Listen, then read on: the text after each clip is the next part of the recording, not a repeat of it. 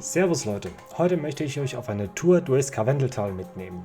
Routinierte Tourenbiker nennen es einen Klassiker. Wer nicht aus der Region kommt, wird hoffentlich auf den Geschmack gebracht.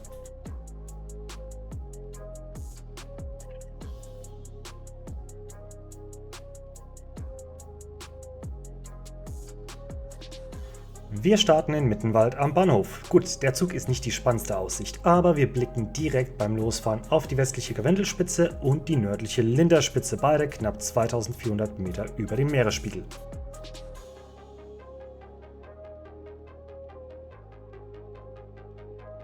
Was mir an dieser Tour gefällt, ist der seichte Einstieg. Man steigt aufs Bike und kurbelt sich ganz gemütlich warm mit flachen Schotterstraßen, sobald man Mittenwald verlassen hat. Unser Weg führt uns zunächst nach Scharnitz, was bereits in Österreich liegt.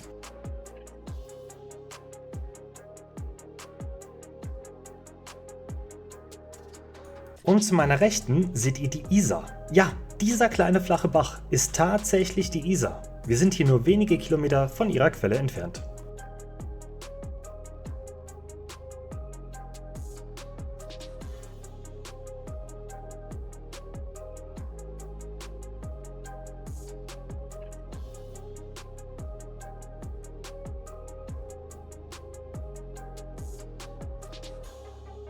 In Scharnitz fährt man durch die kleineren, ruhigen Seitengassen und mit einem kurzen Anstieg geht es aus Scharnitz raus und man sieht ein letztes Mal die Isar, bevor man ins Karwendeltal abbiegt.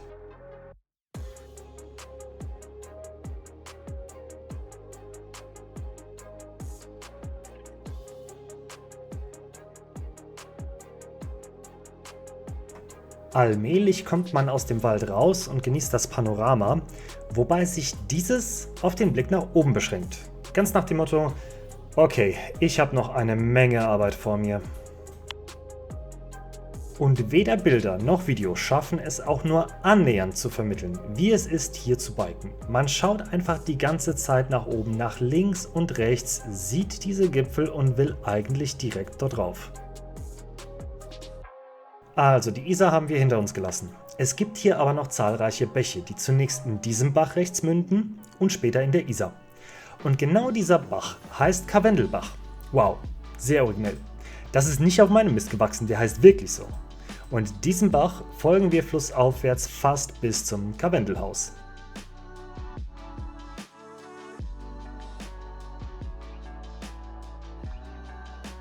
Wir durchqueren das Almgebiet. Okay, Kühe gibt es keine. Ist wohl nicht mehr die Saison. Die meiste Zeit ist die Steigung noch sehr moderat. Sie pendelt sich irgendwo bei 3-5% ein. Kurze Rampen wie diese hier mal ausgenommen.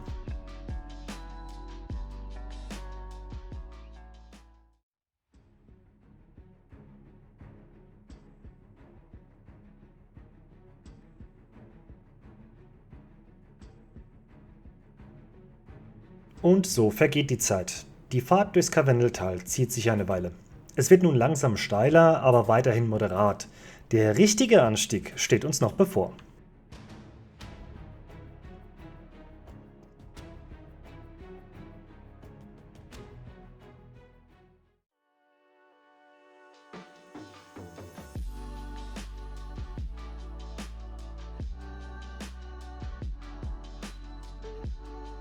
Hier treffen wir auf einen kleinen Hof und Weideflächen.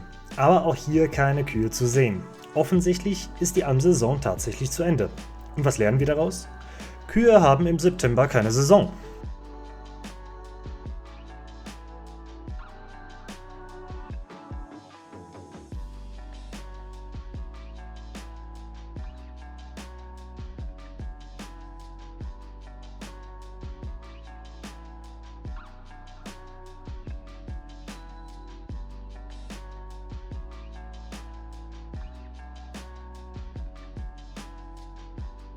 Okay, jetzt wird es allmählich steil. Also Tempo runter, Puls und Watt rauf. Und dann heizt ein E-Biker an dir vorbei. Witzig wird es dann bergab, denn eine überwältigende Mehrheit der E-Biker fährt bergab langsamer als bergauf. Diese Gattung Biker ist eindeutig zu erkennen an der stocksteifen Haltung, dauerschleifenden Bremsen und dem angsterfüllten Blick. Es gibt aber doch noch den klassischen Biobiker, der aus eigener Kraft den Berg hochfährt. Und hier mache ich den Fehler zu überholen, obwohl das mehr Kraft kostet, als es ursprünglich der Plan war. Dennoch, ich bleibe grob in meinem Grundlagenbereich. Aber ich will diese Aussagen mal relativieren.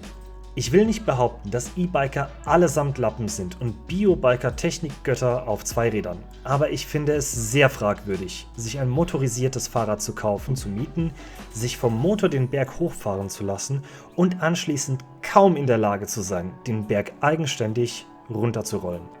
Man sollte niemals die Abfahrt unterschätzen, das kann sehr schnell sehr böse enden. Gerne könnt ihr mir eure Gedanken zum Thema E-Bike in den Kommentaren schreiben, aber jetzt widmen wir uns wieder der Tour.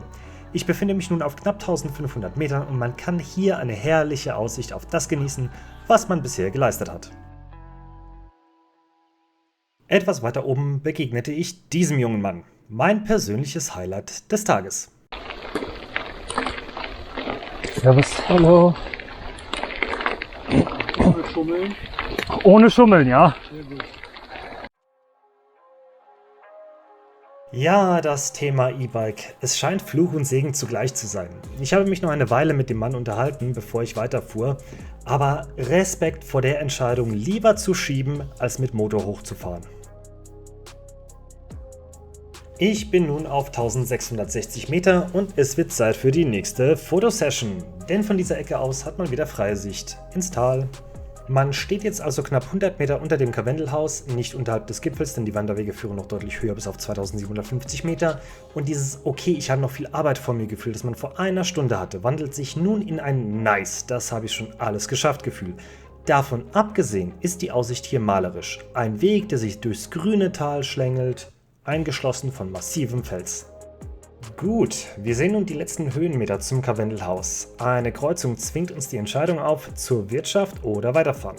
Eine Pause benötige ich zwar nicht, aber Fotos, also nach rechts.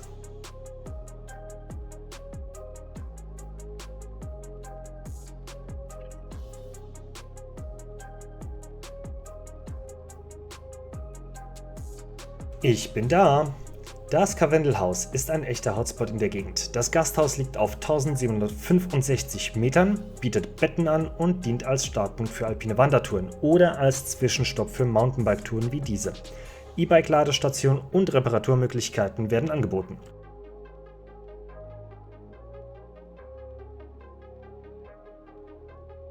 Manchmal kann es hier schon mal eng werden, zumindest auf den Wegen, aber zum Glück gibt es noch ausreichend Platz abseits der Wege. Und ich muss noch einen kurzen Anstieg fahren, bevor es letztlich ins Tal zurückgehen kann. Und man merkt bereits hier, dass der Schotter nun etwas gröber wird. Sowohl bergauf als auch bergab werden Konzentration und Linienwahl wichtig. Und damit bin ich auch schon am höchsten Punkt der Tour, dem sogenannten Hochalmsattel, angekommen. Wer sich nicht im Karwendelhaus auf die Bierbänke quetschen möchte und auch kein Interesse an der Gaststube hat, der fährt bis hier, um die Beine durchzustrecken und den Kopf freizukriegen für die Abfahrt. Wahlweise auf dem S0 Schotterweg oder dem S2 Trail, beide führen zum kleinen Ahornboden.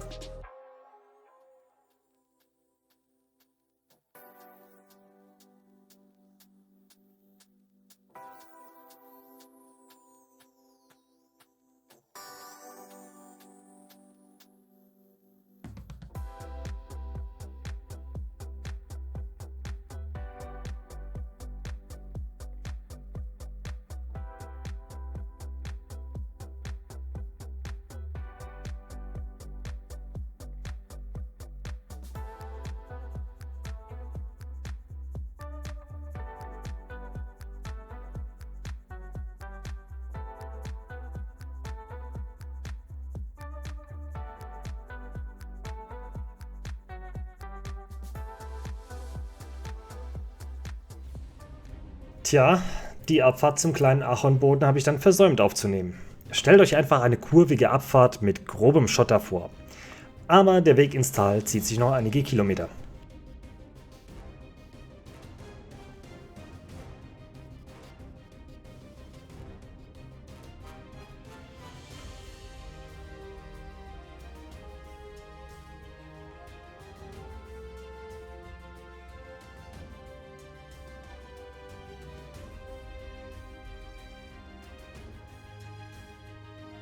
Natürlich muss man hier darauf achten, dass Wanderer und andere Biker unterwegs sind, aber auf den geraden Abschnitten kann man gerne auch etwas Schwung mitnehmen, denn kurze Anstiege kommen hier auch mal vor.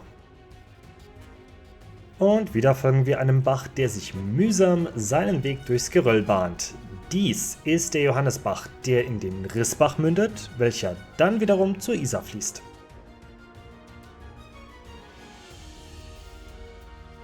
Ich habe euch gewarnt, hier kommt ein kurzer Anstieg und wer ordentlich Schwung mitnehmen konnte, der rollt nun die ersten Meter entspannt hoch.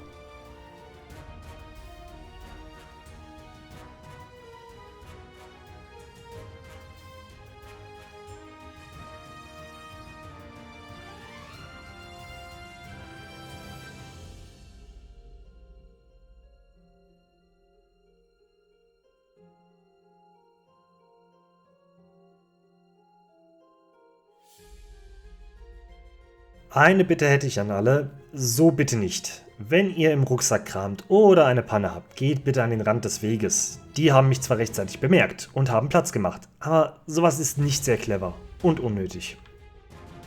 So, und hier begann eine witzige Irrfahrt. Mein Navi wollte mich nach links schicken, aber ich kannte den Weg bereits.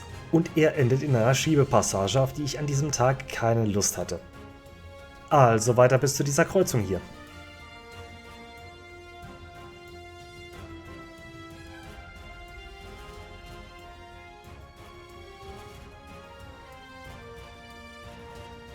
Jetzt wurde ich langsam unsicher, ob das der richtige Weg ist und vor allem, wo ich rauskomme, denn ich hatte den Plan nicht im Kopf, was natürlich recht schlecht ist.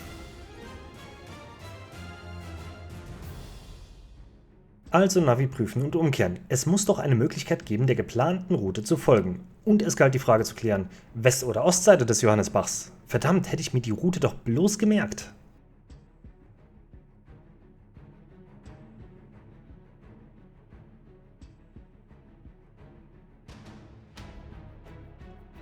Ich bin also zurückgefahren bis zur ursprünglichen Abzweigung, die mir mein Navi angezeigt hat.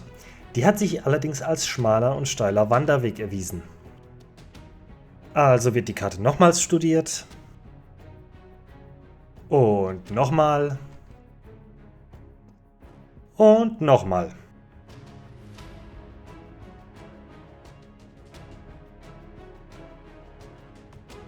Nur um dann zu entscheiden, dass es doch auf der Schotterpiste weitergehen soll. Also nochmal runterfahren, über die hübsche Holzbrücke drüber.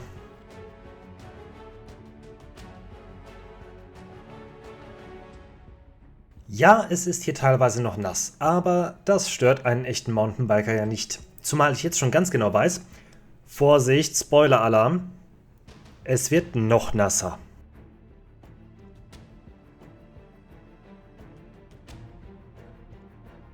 Ja, wenn ich schon meinen Garmin abwische, hätte ich auch gleich über die Kamera wischen können. An dieser Stelle wird der Untergrund wieder grob und lose. Und wenn dann noch eine Kurve dazu kommt und Wanderer in der Gegend rumstehen, muss man seine Linie gut überdenken.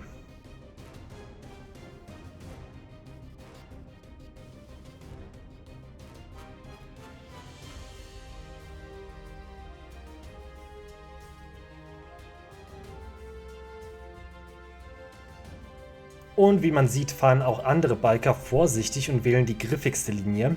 Gelegenheit für mich zu überholen. Allerdings hat der Kollege hier großzügig Platz gemacht. Danke!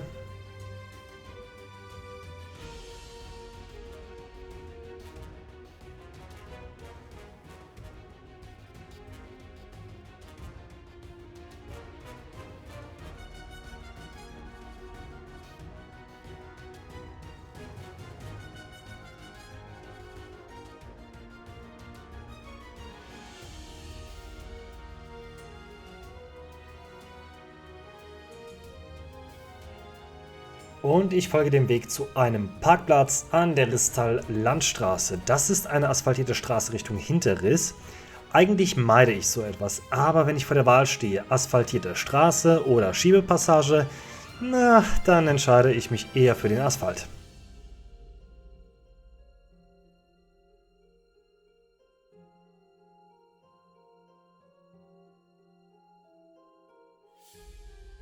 Also folge ich dem zuvor erwähnten Rissbach und versuche den Asphaltabschnitt so schnell wie möglich hinter mich zu bringen.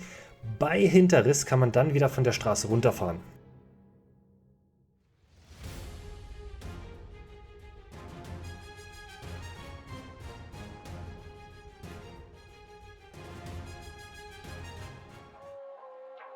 Und fährt man bei Hinterriss von der Straße auf den Forstweg, geht es direkt wieder bergauf. Mit dem Anstieg zum Karwendelhaus hat man zwar schon über die Hälfte der Höhenmeter hinter sich gebracht, aber man hat immer noch viel Arbeit vor sich.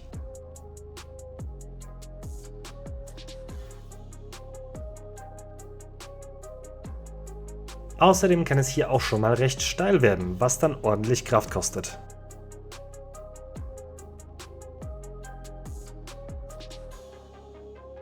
Dann muss man auch noch Fahrzeugen ausweichen, aber keine Sorge, das kommt eher selten vor.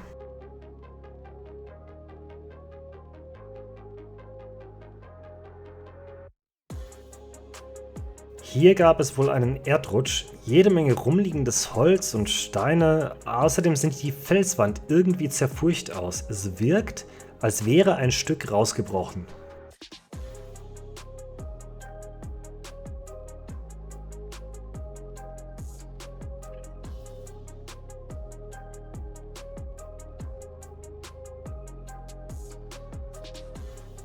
Tja, der Plan für heute war, den Puls im Grundlagenbereich zu halten, so gut es geht. Das wären der grüne und der gelbe Bereich gewesen, ebenso die Leistung, die eher in den Bereichen blau und grün sein sollte. Aber die Berge sehen das ein wenig anders.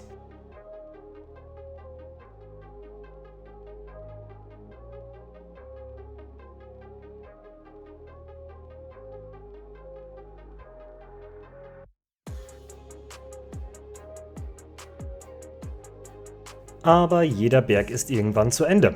Und so rolle ich wieder in der Ebene dahin.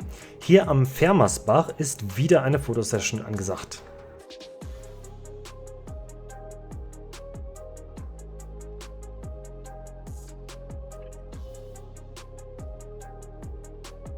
Und ihr ahnt es bestimmt, man muss hier durch.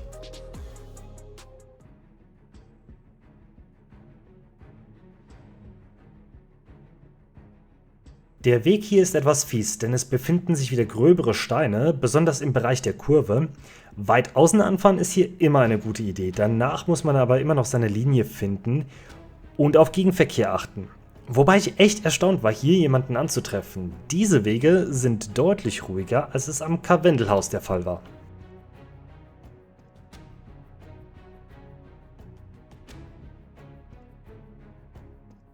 Und jetzt beginnt der eigentliche Spaß. Ja, natürlich habe ich keinen Bock, dass die Füße nass werden. Wobei ich ja gegenüber den meisten anderen Menschen einen Vorteil habe. Beim linken Fuß ist es mir egal, wenn der nass wird.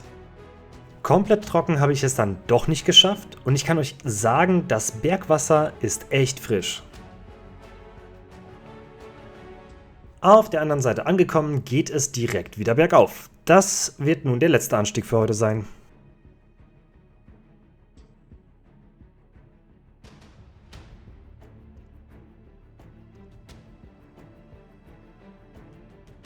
Es gibt hier noch einige steile Abschnitte, aber dafür ist der Weg sehr leicht zu fahren. Wenn man jedoch schon einige Kilometer und Höhenmeter hinter sich hat, dann kann sich der Berg ein wenig zäh anfühlen, sich wie Kaugummi ziehen.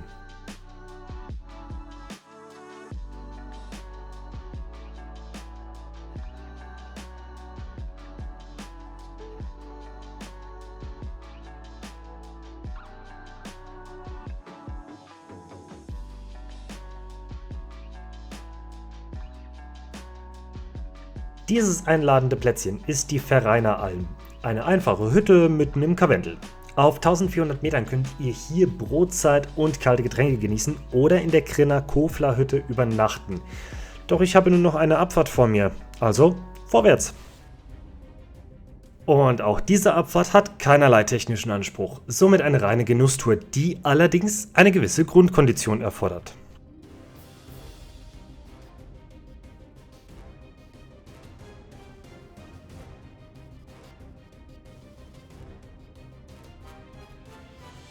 Damit ist diese Tour allmählich zu Ende. Zum Abschluss gibt es noch 2 Fotos, die kurz vor Mittenwald entstanden sind. Genießt die Aussicht. Ich bin raus für heute und hoffe, dass ihr Spaß hattet, Bock auf das Karwendel bekommen habt und ihr beim nächsten Video wieder dabei seid. Bis dann.